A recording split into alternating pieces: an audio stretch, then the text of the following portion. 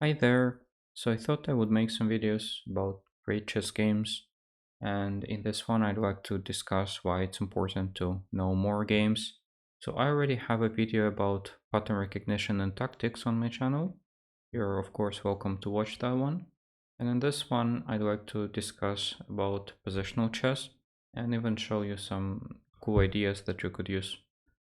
And let's start with the game that was played by David Bronstein against Miguel Najdorf. It's a pretty old game, but you will see how it's important in understanding of some other examples. So this is the Nimzo-Indian Defense. Here, Bronstein played this move a3.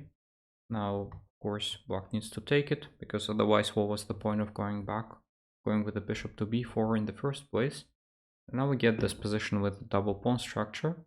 I think we should skip the opening part and get to the business, but I'll just mention that quite often black here plays something like b6, then bishop a6 and knight a5. And the point is that this pawn on c4 is quite weak, and black immediately wants to go and attack it. Maybe rook will come, and then like black can attack it so many times that it's quite possible that white will lose this pawn. So instead of going passive and trying to save this pawn, white should play aggressively on the king side and basically just give up this one on c4, and that's why Bronstein goes e4. Now he created a nasty threat of going bishop to g5, after which there's gonna be this annoying pin. Maybe then knight g3, knight h5 will come, and that's why Najdorf decides just to avoid it with a move knight e8, which is a good move. After castles b6, you see I didn't lie to you. He really goes for bishop a6 and knight a5. But here probably he should have stopped white's pawn with this f5 move, which of course looks quite risky, but it's quite okay.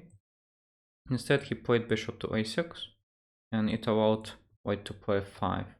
I think he probably thought that he'll just block the position and be completely fine. But the thing is that Bernstein played a great move here, and the move is f6. So this is the idea I wanted to show you in this video, at least one of the ideas. This move is super good. Yeah, of course, probably everyone understands that taking with a g-pawn here is quite bad. Then we can play bishop h6 as an example, knight here, and then knight g3. Now the queen wants to go to g4. Let's say if knight e7, queen g4, knight g6, knight f5 is a possible idea, and black is in a very bad situation. There is also this move d5, and now if bishop c8, tapping bishop g4, we can go from this side with the knight.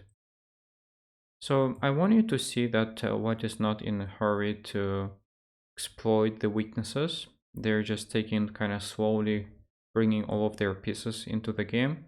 And here there's this nice move rook a2, planning to go rook f2 and attack black with all of the pieces on the king side. And I want you to remember this one because you'll see it later again. So let's say now knight takes f6. Yeah, this move is of course the most logical one. This falls into bishop to g5, and now the thing is that the pawns get doubled again, and that's why black's king is gonna be very weak. For example, if they go knight to b8, planning to play knight d7. If they don't do that, then white also has this pawn of going knight to g3 and knight to h5, after which the checkmate is quite near. So knight b8, and now of course we can take until that knight is ready to support on f6, and knight g3, taking h8. Now knight f5 is a great move, some other moves are great, but for example d5, rook g8, and now again this rook a2 move, trying to go to f2. Why I'm emphasizing this rook a2 move is because of the point that I was trying to make in the very beginning. Let's look at the modern game played at the highest level by Ding Lejeune against Yan Nepomniachtchi, World Championship match. So castles a3 was played here, takes d2, knight e2, c5, knight g3, knight c6, and rook a2.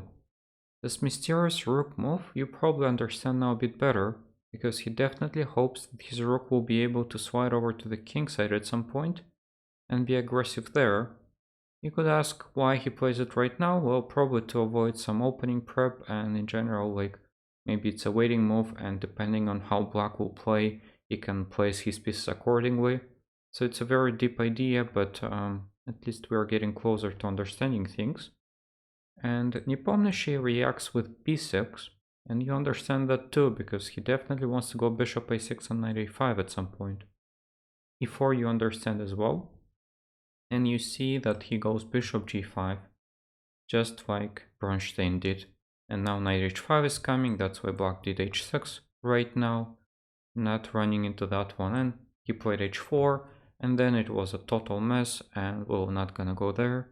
But I hope that even here you can see that studying older games can really make it easier to understand what happens at any level, even at the World Championship matches. So after f6 in our game, Bronstein Najdorf, black tried king h8, but this didn't help. d5, knight a5, and of course no one cares about this pawn on c4 because black's king about to get checkmated. gf, knight f5.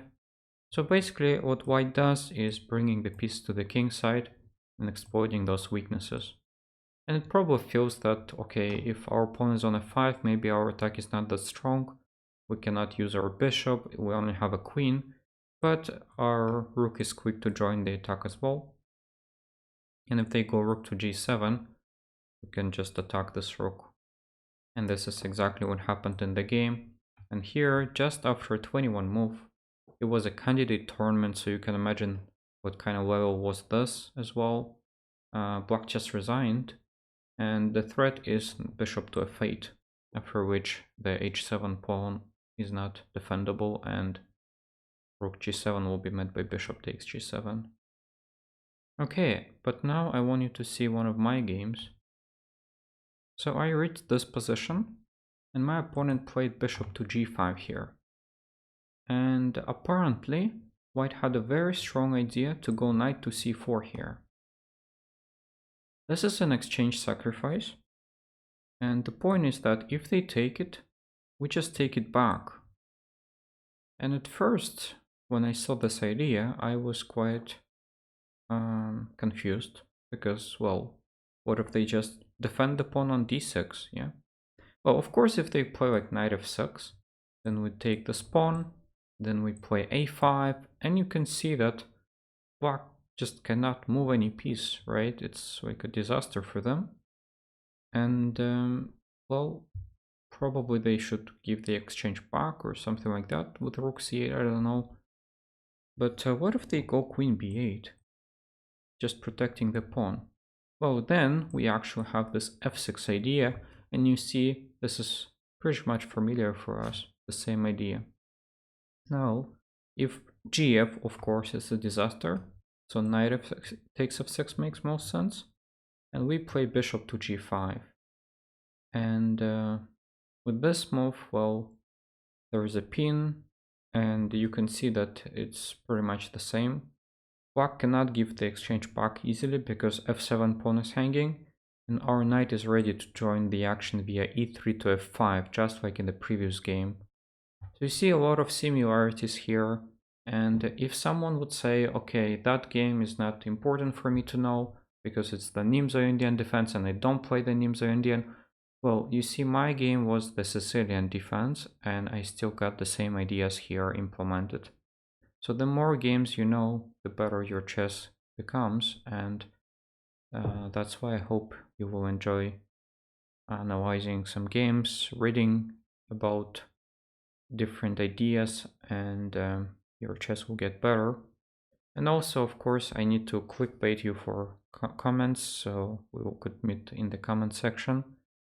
Here, I actually have a better move than bishop g5, and if you see this move, you can write it in the comments, and overall let me know what you think. Thank you for watching, and hopefully see you in the next videos. Bye.